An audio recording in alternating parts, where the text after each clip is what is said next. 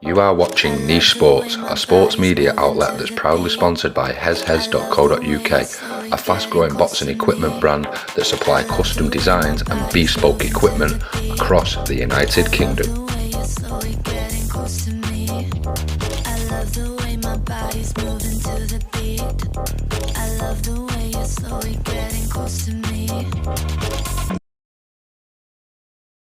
Heavyweight special this evening, and I'm joined by a good pal of mine. We've worked together on a number of occasions now. Nick Manners, how are you doing this evening, Nick? I'm all right, thank you very much. I'm all right, Dan. I hope you're well as well. You look well. Yeah, very good, man, very good. So seeing as it's the heavyweight special, we've got a big one coming up this weekend for 3 of the 4 major belts, but let's just roll back to a couple of weeks ago. Anthony Joshua and Robert Helenius. A lot was said pre up to it, and then a lot was said post as well with Dillian and his failed drug test. What did you make of the whole thing? What was your whole take on the whole situation with the way it come about, Helenius? Well, starting with the Helenius situation, I've got to say, the Helenius situation only came about because of the Dillian Whyte situation, so we've got to address that. I think on the subject of performance-enhancing drugs, I'll tell you what, for now... Yeah, let's start there, because we'll get the elephant out of the room first. Let's get it out of the room. From my perspective, my first reaction, first and foremost, is always, when you reach a certain level, the onus and the responsibility is on you as a license holder, and you know that. And you know that in reality, the rule is supposed to say you're responsible for anything that's ingested in your body, whether you know about it or not, because you've got a responsibility as a professional athlete at that level to maintain a standard and assess and see anything and everything that's put into you. I'll tell you what I thought was a striking thing, and I noticed it straight away. I'm not being disrespectful or disrespectful to Joshua and his team and this, that, and the other, but straight away, there was quite a few things that I wasn't pleased with, but straight away afterwards, to allow Conor McGregor to give Anthony Joshua a drink of anything. Yeah, I said that straight. Yeah, too right. I said they're not going to be happy with that. Oof, well, I hope they're not happy, because anything that, if just say, for example, in the atmosphere there was something that was detrimental that could cause a problem, and it was just trace, because remember, it's all these things that they're arguing about is just trace. Yeah, so trace, razor thin. Yeah. Yeah, the margins are very, very thin. And I'll tell you what, speaking as an athlete, first and foremost, it's wrong. Simple. And then, in the grand scheme of things, let me tell you something now, and this might sound a bit controversial, but watch this. The fear and the stigma of steroids and what they can potentially do is the driving and overriding factor here. It's not the actual facts that say so many people have been injured because of somebody using steroid abuse, because I'll tell you what, the facts say that more people in general are injured just through boxing in general. The statistics. Whereas the statistics for drug cheats who's injured and impaired an opponent are significantly lower. But it's a principle that people are arguing about, and I understand that totally. But also, coming into this now, I actually start to feel on a personal level for what these people are going through, you know what I mean? And I think the wrong people are being persecuted here. I think the responsibility is on the fighter, but I think the wrong people are being persecuted here, because it's the fighter has people that's responsible for him and his welfare and what he does. So without going too far into that and saying specifically who these people are, these are the things that need to be investigated from a sensible point of view, not an emotional point of view, sensible, factual point of view. If you do wrong and you break the law, to a degree, you've got to go with the consequences that go there. There's no point trying to intimidate and threaten and whatever people, because people have got their opinion just like everybody else has. You know, I mean. Yeah, it's the thing with Dillian as well, and it's not the first time this. Well, you know what you've got to take into consideration there. Then you shouldn't let him get off with it the first time. Then the first time, I know. Yeah. So they've never been strict enough, have they? No. So what I turn around and say is, depending on what kind of boxing you want, go to a certain license. If you want to go down the steroid route, because you know what it is. You got to also remember this as well. You're only a cheat when you get caught, aren't you? Caught. So if it's as commonplace as we know, there's not a lot of people getting caught. So really and truly, more fool you if you get caught. If you get caught, you should get banned. Simple as that. No argument. But science turns around and science is starting to tell us. I'm not even going to go down that way because it's not for us to talk about science. It's either in you or it's not in you. And if it's in you, you're guilty. Anyway, yeah, that's it. Forget about fucking drugs, cheats, and all that bollocks. Because I'll tell you something that just dampens the mood on what could be a fantastic. Yeah. Exactly the replacement for Dillian then, Robert Helenius. He'd boxed a week before. Previously to that, he'd been absolutely wiped out within a round off Wilder.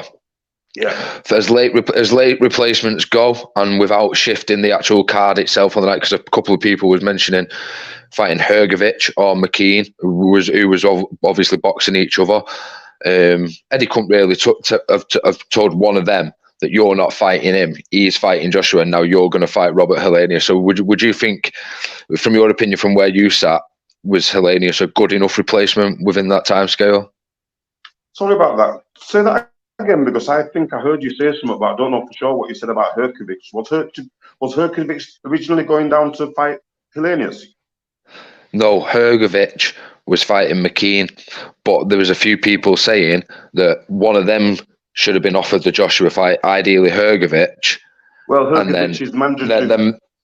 Yeah, he was mandatory for the IBF, but that would have threw a spanner in the works, and then Helenius step in for McKean or vice versa, or whichever it would have worked, but it didn't. Obviously, it was always going to be Helenius for Joshua, weren't it?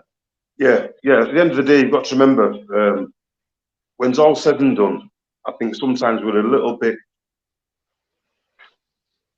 we're purists in boxing, and we just want to see the fight. But you've got to understand there's a business behind boxing. And there's certain fights that really should happen. But at the same time, I'm a little bit sympathetic with Anthony Joshua, because I want to know. I am on this occasion. Yeah, is he looking to box long term?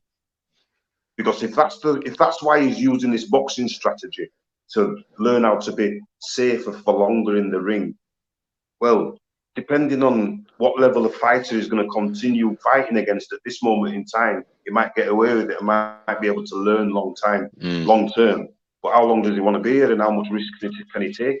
Because at the moment, for me, I'd have one more fight before I go take Wilder. He's just got his confidence back from a knockout point of view. He's got a knockout, so he's got a little taste of that blood. So I'd turn around and give him another test. And if Derek James is confident enough in Anthony Joshua's ability and his longevity, he should be able to turn around and say, okay, then we'll take another fight with a little bit more riskier. With the dynamics of a Wilder. Yeah. Of course, it needs something that's going to bring his fire out of him, because that was the whole point and the main aspect of the Dillian Whyte fight. They've got major fucking history. It was a fight for both of them at both of their point in their careers where they've both lost world title. He's lost a world title. Dillian lost a world title challenge. They both want to get back in the mix. They both hate each other. There's this massive tournament that's apparently coming up in Saudi. That was baying for blood, that, and I think personally we've seen the best of Anthony Joshua against the likes of Klitschko and that. But if there was going to be a chance of seeing a glimpse of it again, that was the fight. Which one? The Dillian Whyte fight for Joshua. No. That would have brought the blood out for him. That would have told us if he was ready for Wilder. Well, no, I think that in reality, considering Dillian's been caught for doing something, right? I'm quite glad that Anthony Joshua didn't fight him, because that could have been maybe.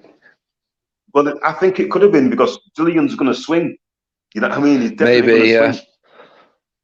But that's why I also thought it would have brought the fire back out in Joshua. I think that would, if we would have seen that instead of the Helenius win, I think it would have given us a better idea if he's ready for this Wilder. Maybe he wouldn't have needed this extra fight that we're talking about now. I don't mean to be funny, Danny, but I've got to tell the truth, because it just came to me.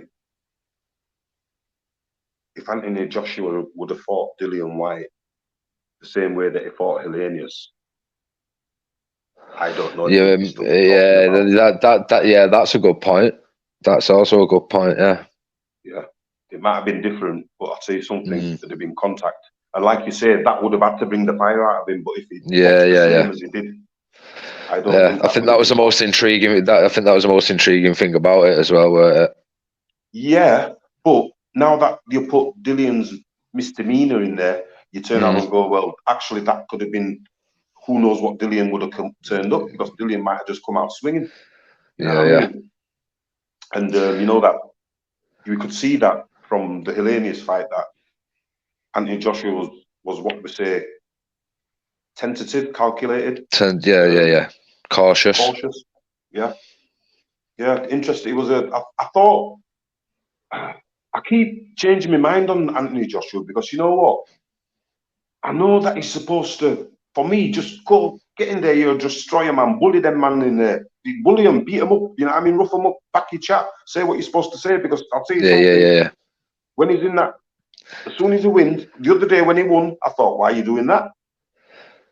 You should have just humbled it. You know that? All the D-Generation X stuff. Yeah.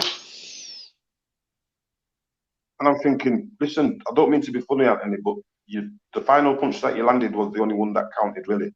But at the same time, before that, there wasn't that much to shout home about. You know what I mean? Unfortunately. But I do believe that he believes he's a work in progress. Tony Bellew keeps saying it on commentary, and to be fair to Carl Froch, who is his good mate, he called him out on it, and he's just like, he should not be commentating on his pals' fights, because it's a lack of criticism towards him when they need it. He's meant to be a pundit and an evaluator of what he's seeing in front of his eyes. Me and you have worked on commentary together, haven't we? So not saying we're that experienced, but we know you say what you see in front of you, don't you? And that wasn't the case from Bellew that night. Well, you know what? In reality, I think the worst thing about that is that, and I'm being straight here, Tony's actually got a warm personality. Yeah, he is. He's class, yeah. Right, so you like him. So even when he's telling you, in reality, you're actually convinced by what he's saying. He's not right. And you're like, Tony. And you give him a bit of a pass, because you're like, he gets a pass. Yeah. Coming from, because where you're coming from is where you're seeing it from, but you know what? He's always been blind loyal, hasn't he? Yeah, that's it. At least he's loyal. At least he's loyal. He has. He's always been blind loyal, and I'll tell you what, I can't knock him for it. You know what I mean? Yeah. And you know something? He's fair play to him. He's drafted out a living. Listen, some of the things that he's done throughout his career and after his career, you've got to really admire him for. And I'll tell you what. Yeah, too right. You know what I mean? To do so, listen, Carl Froch would love to do what Tony Bellew's done. It's a shame, because Carl's a lovely lad, but I don't know what it is that means that he can't get the opportunities that the likes of Joe Calzaghe, Tony Bellew, Anthony Joshua, you know, the real fan favourites, Favourites, yeah. Yeah, the ones that you actually go, you know, you like, because Carl's like your fucking hard mate. You know what I mean? Isn't it? It's one that you'd need next year in a boozer. Yeah. But at the same time, if you're going to take him somewhere classy, I suppose he's a bit like myself. You've got to say, listen, just calm it down a bit in here. Just have a look. You know what I mean? But these are good. These are guys who's, to me, these are the guys who's got the right to say what they want. And you know what? Just like we can object to it, the fun is in objecting to it and saying, listen, Tony, you're that blindly faithful to Anthony Joshua that you don't see it, mate. You know what I mean? But at the same time, fair play to you, because we're not fooled by it. You know what I mean? Yeah, listen, he'll still be back on the comms soon with his chest out, and I don't give a fuck, does he? No, I hope he doesn't. He says, like you said, they can say what they want. These guys, the bona fide, and in boxing, it's known as the sport that we all get things wrong on a regular basis anyway. So we roll 100%. So it's like, well, I was wrong. Listen, there's only 3 things that can happen: you win, you lose, you draw. It's quite slight odds. You know what I mean? So you know, when people turn around and say to me, "Oh, I called that fight," say, well, odds were quite low. You know, it was either him or him. If that makes sense, Dan. You know what I mean? Yeah, man. We talk about win, lose or draw. Moving on from Joshua Helenius now, and moving on to the next heavyweight fight, Usyk, Daniel Dubois. It's the unification to get rid of the regular WBA belt and the Super WBA. So there's only going to be one now, and the other 2 belts are on the line: WBO and IBF. With Tyson Fury still lingering in the background, the WBC. Do you think Dubois has a really good chance, mediocre chance, poor chance, no chance, or is just? Do you think do you believe in Black the Brit and he's going to go and spark him out? One thing I always do, I believe anything is possible. Anything, especially in that heavyweight division. Listen, you've got to look back in history, and every so often you get upsets. Now, I'm not going to say that there's a definite upset on the cards here, but what I'll tell you now is they should be pretty confident, because Daniel Dubois has already stated that he looks upon Usyk as a little fella, a cruiserweight. You know what I mean? So he's already got it in his mind that he's a bona fide big man, and you're a little fella who's bulked up, but you're still a little fella. So from my point of view, just give us 1 second, Dan. From my point of view, if he really believes that, fair enough. And a massive move that he's made is he's now with the trainer of heavyweights, Don Charles. He's in a the experience of going up against Usyk before with the shot worn Derek Chisora. Now he's got a hungry, less versatile. I'd say less versatile. I think Chisora's a little, I don't know. They're both quite limited. I'd say Chisora and Dubois in what they actually do. I'd say they're quite limited. They're not very versatile. They're not asking him much questions. They're just going to buy rice. In terms of movement and stuff, they're not at all. Right, to come at you. So what I turn around and say is that here, Derek, what's his name, the fella, Don Charles, now has a young, hungry, impressionable young heavyweight who he can, listen, if he can get inside his head and do a Rocky on him, just turn around and talk to him about the likes of, listen, Buster Douglas, before he boxed Tyson, he was not supposed to do anything, so he went from 0 to something. Listen, you're not supposed to do anything against this Usyk. Actually, you've been brought in so that he can get some more practice against bigger guys, so that when he finally does get and emerge to go to where he plans to go, which is to fight for the heavyweight title against the biggest guys and to then dominate or just vacate and ride off into the Ukrainian sunset. But this is all practice for Usyk. But if you can get into a fighter's head and make him believe and everything's about one night only, this one opportunity, I'm not being funny. If you can say to him, listen, what are you here to do so much more than them people sat down in the crowd who's paid to actually see you do something what they think is abnormal to what they can do. You're a superhero, so go be a hero. Go give them win, lose or draw. Go out there, do yourself proud. Do you think you can? You know what I'd be asking him? I'd be saying, here, do you think you can outbox him? He's going to say no. Outbox him and outpoint him, and he's saying no. So right then, so you can there's your answer. You can take that out of your head. So now, how do I have to get to him?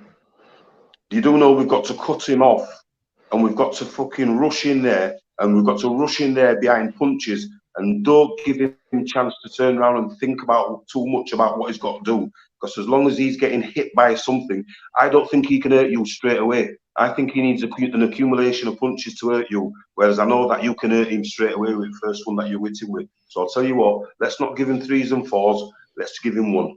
But as soon as that one's thrown, throw a fucking another. They're all 1s. 1. Yeah, I think it's going to be vital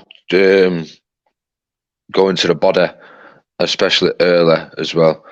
Listen, you got to turn around and just go. You just got to go. Make sure that fella is concentrating on defending himself against hurtful shots. When Anthony Joshua had his most success against Usyk, that was to the body, and he was he's done it. I've seen clips and edits and stuff, and when Usyk gets hurt to the body, he tries to go in for the clinch straight away. How do you get to you got to cut? You got to cut him off quick. You've got to cut him off quick. You've got to hound him down. You got to move. You got to turn around and try and take. You got to move. But has he got the fundamentals for that though, Daniel Dubois?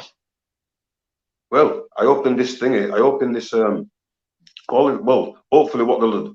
I'd like to think that they know how to cut off 4 corners of a bumbleclot ring with intensity. Yeah, I'd like to think so as well. Yeah, I know, but I'd like to think so as well. It's easier said than done. I know that, but you know something? I don't mean to be funny, Dan. There's a difference between having a boxing match and having a fight. Well, you know, there's a difference between having a boxing match and having a fight. There's a difference between the sense of what you are receiving from your opponent if he's boxing you or if he's come for a fight. You know that, and you can sense that, and you react to that, respond to that.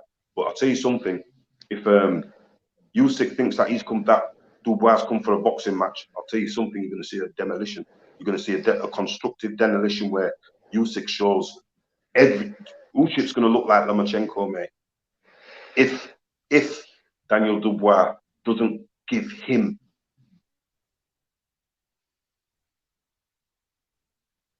things to think about, really, geezer who's come to Poland doesn't give a shit, and he's just come to wreck me, beat me, not bothered. He's all he's interested in is me. Simple as that. Simple. I'll say something. Daniel Dubois, he needs to turn around and understand that he's a young kid who's already lived his dream to get to fight for a unified world championship. Absolutely. Yeah, absolutely. Yeah, and then turn around and say, listen, I've made it. I've made it. Right. What do you want to do tomorrow? Do you want to still be champion tomorrow? Because he's made it. Now, what do you want to do? Do you want to be champion tomorrow? Or do you want to just turn around and go back in the queue with the also-rans? Because I'll tell you something, the only difference between him and so many, well, the difference between him and so many other challengers for world titles is the fact that he's got a choice. He can actually go and fight for that world title and win it against this guy who thinks he's smaller than him. Or he can he can't do any worse than bloody Anthony Joshua for application, because all the fight, we only wanted him to do one thing. And that was press and throw, yeah. Throw with abandon. And throw. Yeah. Bullying. And you know what? I feel for Anthony Joshua because he's at the top of the tree, and sometimes you got to say, does he really want to be there? Does he really need to be there? Money wise, absolutely not. Absolutely not. Absolutely not. But you know something? I don't mean to be funny. Looking at what a lot of these guys are earning, do any of them need to be there? No, this is what I mean. It's ridiculous now, the amount of money that's in that heavyweight division, and they're still not getting it moving properly. And they've still not. Besides, that's right. Usyk and Josh. Besides the Usyk and Joshua 2 fights and the 3 Fury and Wilder fights, none of them has actually boxed each other simultaneously. Do you know what I mean? That's why the Saudis want to try and get this box off done. Joshua said today in an interview with Sky Sports that that's still Saudi's priority, that they want Usyk and Fury on the same night as Wilder and Joshua on the undercard. Yeah, but is the egos going to allow it? Well, the money will certainly allow it, but do you think that's listen? I'll tell you now that Eddie and Frank won't give a fuck as long as they're not paying it. Yeah. So they'll be all in. Do you know what I mean? Yeah, so they'll be all in for it, and the fighters. I think one stumbling block is going to be TV rights, because Joshua's exclusive rights to DAZN and all that, and then, so it'll have to be split. It'll definitely have to be split because Frank will not budge. With Tyson's his golden goose, Joshua is Eddie's golden goose, so they're not going to budge on that, are they? Listen, I think that'll be one stumbling block. Listen, how much does Tyson Fury? But it might not even happen though. It's still just going back to this weekend. That might not even happen yet. Dubois might just throw a massive spanner in the works and fuck it all up for them. You know what? You know, sometimes it's funny because boxing's a beautiful sport, but it's full of all little.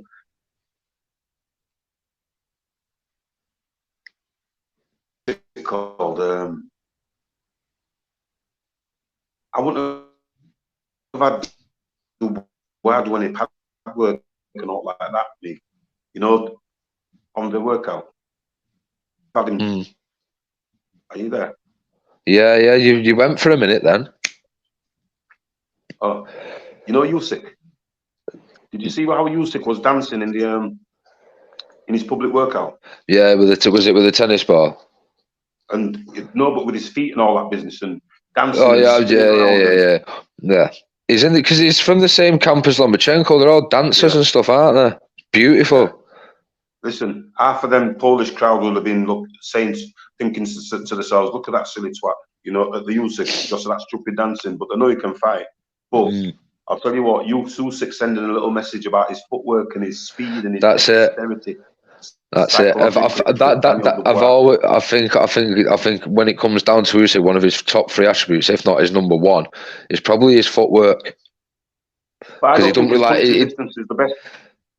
I don't either, especially to the body, and I think that's where Dubois needs to exploit it.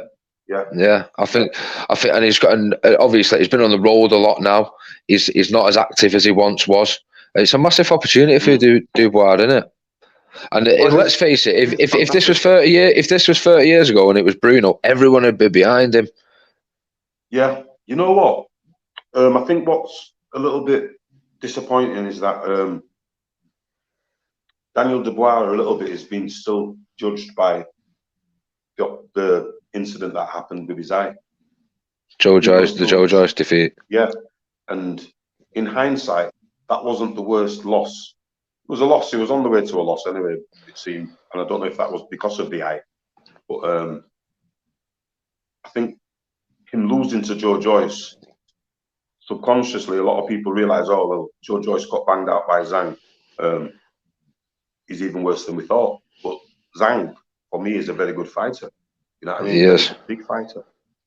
Joe Joyce, for me, that's another one. That's another one that's coming up. Yeah, let's not drift off to Usyk and Dubois first.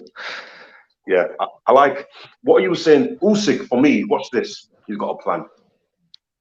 I don't like the plan. And I said the other week, I said 2 years ago that I think that history will be made. And history will be that 2 Caucasian Europeans will contest the undisputed heavyweight championship of the world, which hasn't been done for a long, long time. You know what I mean? Hasn't been done, and that's historical. It is historical. It's like getting when you've got 2 Englishmen, Bruno and Lewis, contesting for it. You get that. Like now, who's the champion? Yeah, we get a few nowadays, but that's just because you buy it in. You know what I mean? You buy it in. But before, you had to earn the right to be a heavyweight champion or a contender. That's it. But Usyk, I think he's got a good plan, and he's a good heavyweight. But I think he needs that roughneck, ragamuffin pressure, which is everybody knows that. And you might say, how's Dubois going to do that? It's very difficult, and it's very difficult to even imagine when you really think about it, because you see a cart horse against a whippet. You know, when I say cart horse, you know, like a plodding cart horse, methodical plodding heart. 1, 2, 1, 2. Versus, you know what I mean? A wildfire. Yeah. I'm looking forward Tasmanian to it. devil. Listen, do you not think, though, that in reality, the heavyweight ratings, the whole organizational setup of it is just absolutely in mayhem? Yeah, it is. Especially if you look at the likes of Spence and Crawford finally happening. And it's the heavyweight division. We've been talking about the AJ Wilder fight or the AJ Fury fight since 2018 at least. I can understand. To be fair, I can understand why it hasn't happened up to now. But I think now, within the last year and within the next year, it needs to happen. But AJ needs to build a little bit of momentum, I think, to make it viable to happen, because I do. Yeah. And you might think, I think so.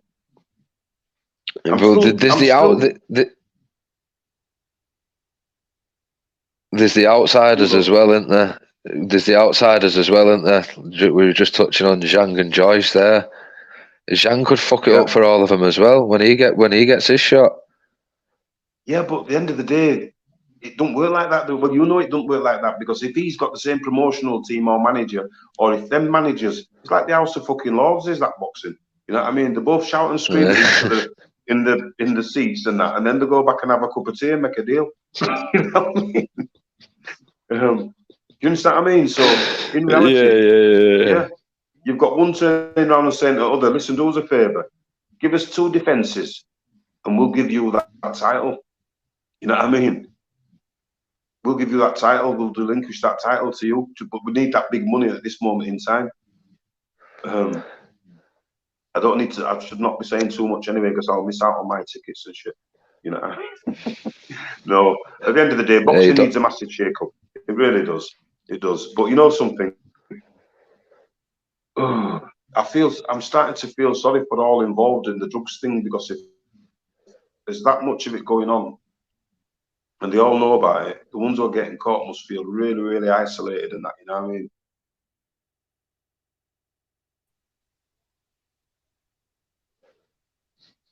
You back? Yeah. You know what I mean? They must feel really isolated. But anyway, what do you think is going to happen as regards, come on, you tell me, what do you think is going to happen as regards Dubois and Usyk? How do you see it rolling? All I see, I'm a dreamer as well, and it's a bookie's dream, this fight, because everyone loves a fucking underdog, don't they? But I'm a realist as well, Nick, and Usyk will dance around him, and he might even stop him. I think it's in reality. Sorry, going back like that. In reality, as a boxing man, if you ask me for Dubois, I think he's limited in the choices in what he can do to win the fight. I think all he needs to do is he needs to give it his best fucking shot, run at him like a steam train, like a madman. Yeah, he is. Honestly, He's gonna. madman. Yeah, he is. He's gonna have to go all out. He's gonna. Yeah, he is. He's gonna have to go all out. Absolutely. And I wonder if he's trained for that. You know what I mean? Specific little bits where you go, all right, then you've got southpaw training. You say, right then, what you've got to do, you've got to go to him, 2 punches, bang bang, come away. Go to him, 2 punches, bang bang, come away. Go to him, 3 punches, bang bang, go away. You know what I mean? And just boom, boom, boom, come away, boom, boom, boom, come away, boom, boom, boom, come away, boom, boom, boom, come away. Or press him, boom, boom, boom, boom, boom, get on him, boom, boom, boom, boom, boom, get on him. You know what I mean? Just close that gap. And if you have to fucking rough him up, rough him up. It's your heavyweights, you're allowed to do that shit. You know what I mean? Even down to getting negotiating a fall where you fall on top of him, and you know what I mean, knock the wind out of him. You know what I mean? I apologise. Zap some energy out of him, innit? Yeah, zap some energy out of him. By any means necessary. That's it. Yeah, you know when we. That's what it's got. That's what if. Yeah, go on. No, go on. No, go on. You go on. No, I was going to say that. I can't remember. Anyway, go on. It's been a long day now, Nick. No, you were saying by any means necessary in that. You know what I mean? And sometimes, you know something, watch this. Honestly, as a professional fighter and as a former professional fighter, I've been around some fellas who have got that grit. They've got that mentality. And they're not just going in it blindly. They're going in it with an actual intention and a purpose. You know what I mean? To do what they're doing. And I can recognize that when I see it. And if Don Charles can put into him to say, look, throughout history, do you think you're better than Tyson? No. Right. Well, he was fucking pretty bad and he got away with quite a bit. You know what I mean? So you'll get in there and just have a scrap, because I'll tell you something, you will not be disrespected if you go in there and throw some bad boy licks, and even if they miss, you're missing the best virtuoso heavyweight of this modern time here, within these last 2 years. He's supposed to be the dancing queen.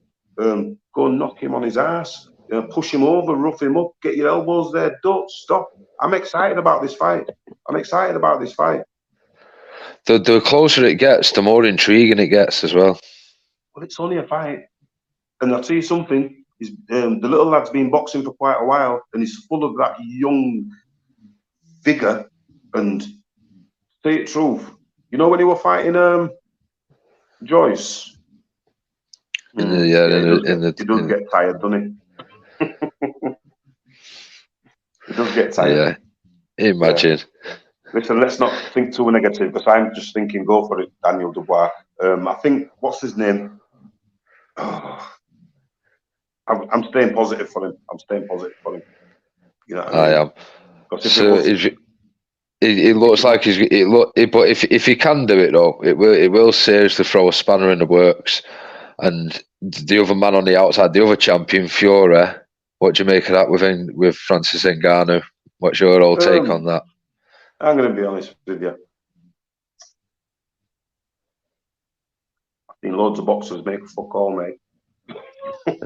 Well, that's it. You've got to make as much money as you can, and nobody would know all the bad energy that gets given towards Tyson. I'm not a fan of it, me, because I love him to bits, but there was none of this energy when it was McGregor and Mayweather, and they sold out arenas with a press conference, bro. Tell you what I say with Tyson Fury and Ngannou. Tyson Fury, in reality, he wasn't ready to fight Usyk. He hasn't been ready to fight Usyk up to now. He hasn't. And in reality, going through his camps, going through whatever, no. I don't think the opportunity to fight Fury and Usyk is until early next year. I think that's the right time. And I think, no, I don't think that they should have boxed before that. I think that Tyson Fury, in the grand scheme of things, Usyk did have his mandatory, so take your mandatory. Right, yeah. It's Ergovic prep anyway, isn't it? yeah, he's still in the queue. So in the meantime, yeah, go make yourself a few quid. Go bring a few more bums and eyes to the sport. Make yourself a few quid. Saudi Arabia and all them people over there, they'll be able to promote their sports brand and get some Western eyes over here on their investment over there. Why not? Why not? I think there's not wrong with it. There's not wrong with it. I think fair play. We'd expect Tyson Fury in his next fight after Ngannou, because I think this is I'd like to think Ngannou's going to have a go, but you know when men are fucking boxing for fucking £40 million and that, they've obviously shook hands and gone, "Cheers, mate." You know what I mean? Do you know what I mean? Yeah, they've How got. much do you really want to hurt him? Yeah, Just give you £40 million. That's what I mean. They've been paid. It's just a move about, innit? Yeah, yeah. So fucking hell, he's excuse my language. He's making his money and he's doing his thing. It's not bad for boxing, but it's not good if in his next fight he ain't turning around and going to Saudi Arabia or wherever it is and boxing Usyk. That's when I'll turn around and say, you know what, WBC in reality want to take that title off him because they're really and truly just holding it up for real. Yeah, I think they're just all governing bodies. Yeah, if they had something about them, and they weren't all just there for all their percentages, they'd all be turning around and saying, right, we're all ordering the undisputed. Eddie Hearn said it right, and it's sort of working towards it in different divisions, and I can see it doing in the likes of the flyweight and the featherweight division over the next 12, 18 months, 24 months, and you want to have one champion in each division. Yeah. And for Eddie to keep coming out on record and saying that, I'd hope it's serious hope for the governing bodies to back him and say, right, well, we'll order these fights once we've got a unified, or say we've got one unified champion and another champion, then we'll start making them, we'll start ordering them permanently.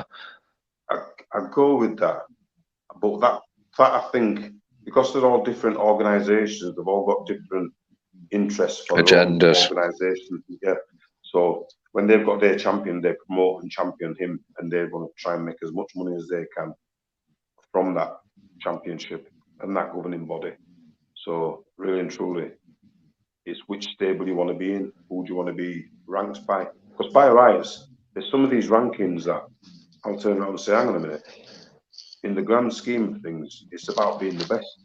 And just because I'm not signed with your organisation don't mean to say that I'm still not the #1 boxer in the world.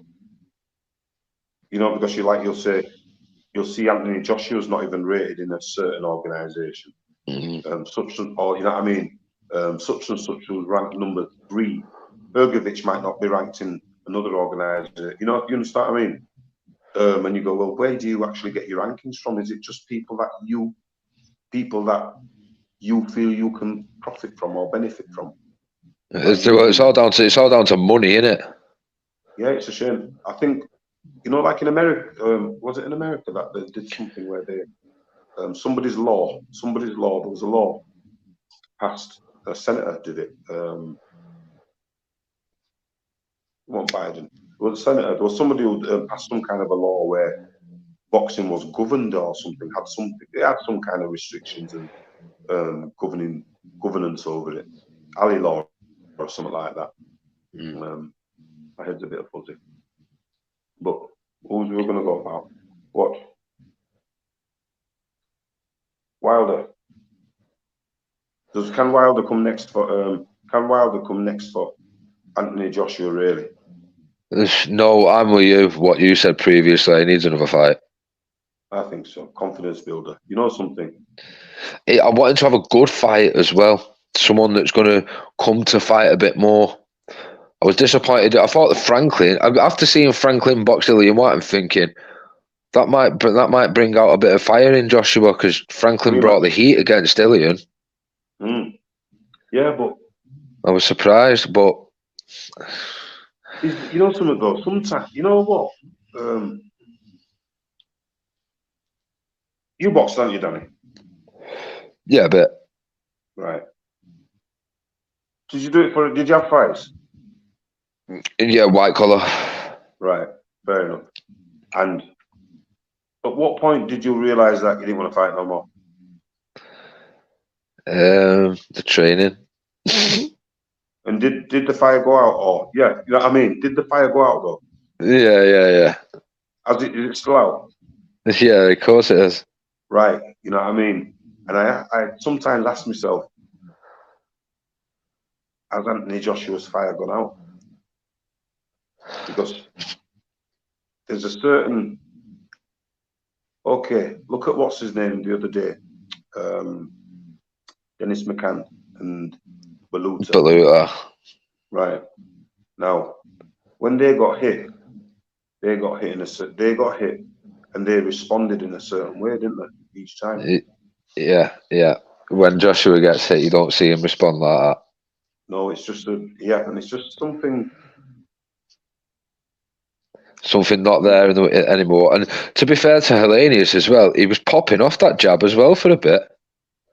Who's that?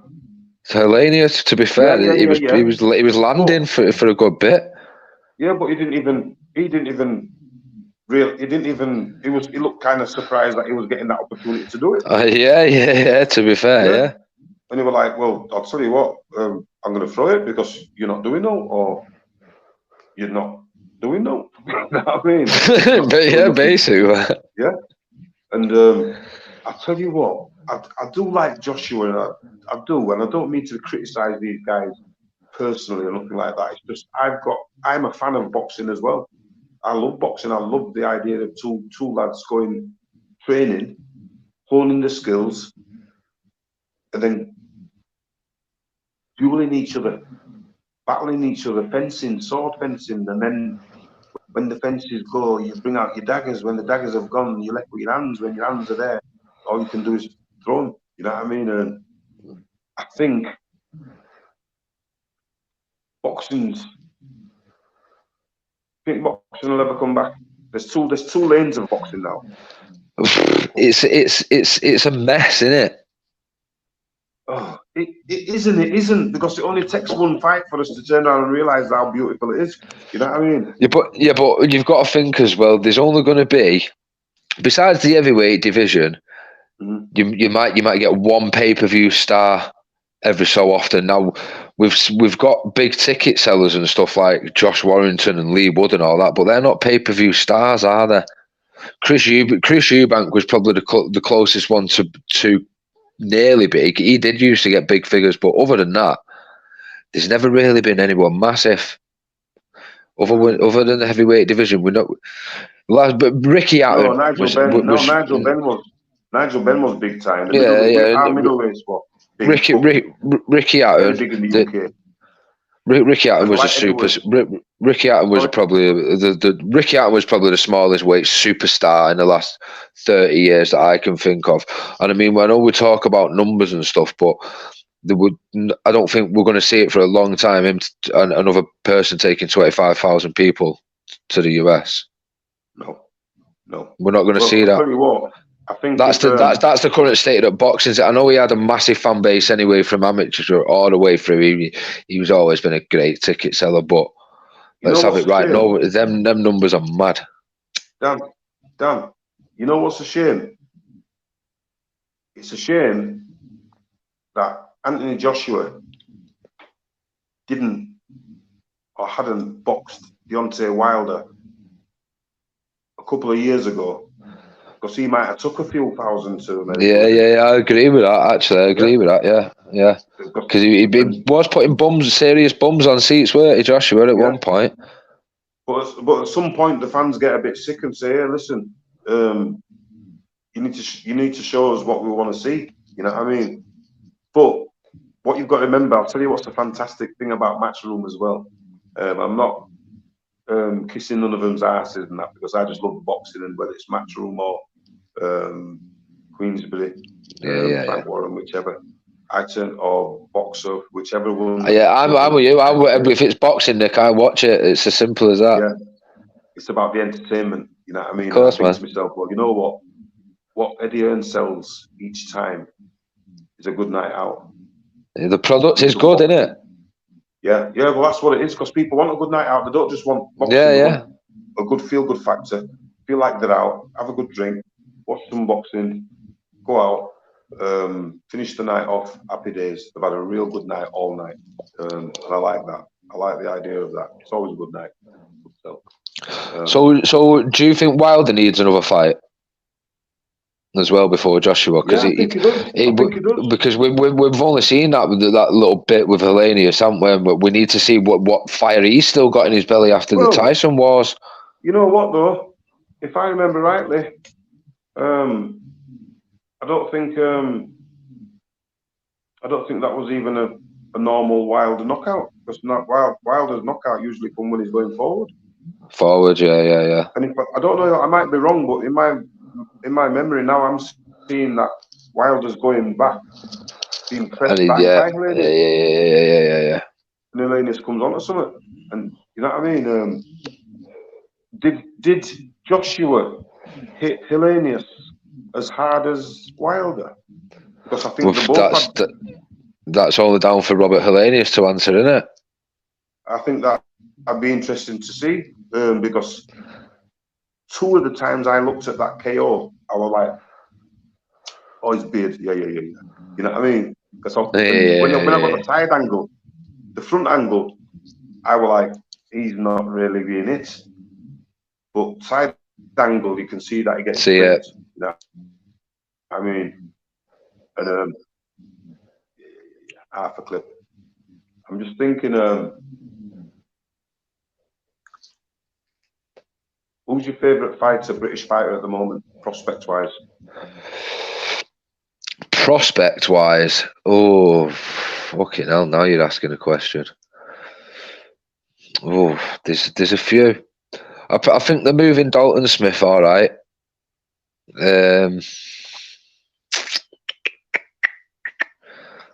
Don't know. It's difficult. Do you not think he's gone past the prospect stage? I think. I don't know. I think he's probably European contender now. I think he's fought the right people at the right time, because when he fought Samuel Mason for the British title, Samuel Mason was inactive for 18 months. Sam Maxwell recently, that was odds on that he was going to get knocked out. Sam hadn't fought up until the previous knockout, bar a little 6-round move about. So he's fought the right people at the right time. That's another thing with Matchroom as well. They know how to build a fighter. Good management, yeah. It's it's top. Do you know what?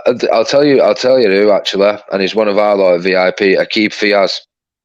Yeah. Jamie Moore's lad. He looks all right, doesn't he? He is sharp. He is sharp, and they're moving him at the right time as well. He's got Reece Bellotti in his next fight for the Commonwealth, and now everybody knows, and everybody is notorious for it. Everybody can see him all on YouTube. Reece Bellotti brings heat. He fights. He comes to fight. He does fight. For him to turn around and they're bringing him on so quick. I think, I've seen that Akim fight. Whatever his name is, fight. Not fight. I've seen him train. I've seen him spar. Yeah, he's sharp, man. Very good. You know, I mean, I've seen. So who would you say? You know, I think's a really, really promising professional. Callum Stinson. Yeah, Callum as well. Yeah, I've watched all the Callum's fights. I've been there for pretty much all of them. Yeah, I love him to bits. What a lad! I think he's got so much potential. And I think since Boxer come in with a deal with Sky, I think they've mismanaged a few fighters. But with Callum, I think they've matched him okay so far. The Boris Crichton, Boris has campaigned at cruiserweight and light heavyweight. So I could always see in that going around anyway. That was good rounds for Callum. That he learned a lot from that. The previous fight with that Neves had previously gone the distance with Felix Cash, and he was naturally a middleweight. So he was coming up to super middleweight for Callum. So I think they matched him okay there. Now he's got Jermaine Brown at the end of next month. Jermaine Brown's not bad. He's not a bad kid. He's boxed for English title. I think that's good movement for Callum, but I think after that they need to get him some sort of title shot. I'd love. What has he got already? Has he got the area title? Yeah, he's won the central area title at super middleweight. Right. I'd love him just to have a few more turn around. Similar fights like that, like the Jermaine fight, like the Crichton fight. Yeah, just so that he can, because there's so much more that he can do. And them, them performances that he had, them two names that he mentioned there, they're the sort of fights that, you know what, if he boxed them again, he would improve upon them performances. And sometimes, rather than just going forward, sometimes you go forward, stay where you are. Solidify, know that what you're doing is working and progressing, because each opponent is different. You know what I mean? And sometimes you can make a difficult opponent easy, and sometimes you can make an easy opponent difficult. Sometimes you can make a difficult opponent. You can sort out a difficult opponent in one. And you know what? You'd have been better off having a little bit of a fight with him and catching his shots and seeing what he's got and going through the experience of riding and seeing how to deal with a rough guy and being in control. You know what I mean? Absolutely. I think early on in his career as well, he was just blowing kids away on these small hall shows. He's boxed on a couple of VIP shows, and then he was done a few with Kev Marie, which I think is very good. I think the fact that he blew a few away early is good for his confidence, good for his knowledge that he can punch a bit, crack a bit, and then now that he's getting these couple of distance fights, he's reassuring himself that he can do the distance, that he can manage, cope with pressure, cope with losing a round, taking a round off, trying different things. And that's the thing, when you start getting the confidence of trying the different things that you've tried in the gym and practice for, and you start doing them, you can start believing in yourself as the fighter that you think you are. You know what I mean? Absolutely.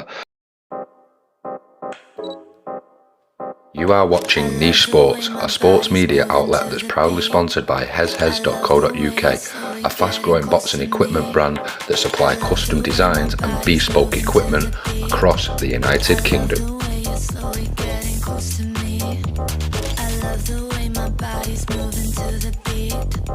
I love the way you're slowly getting close to me.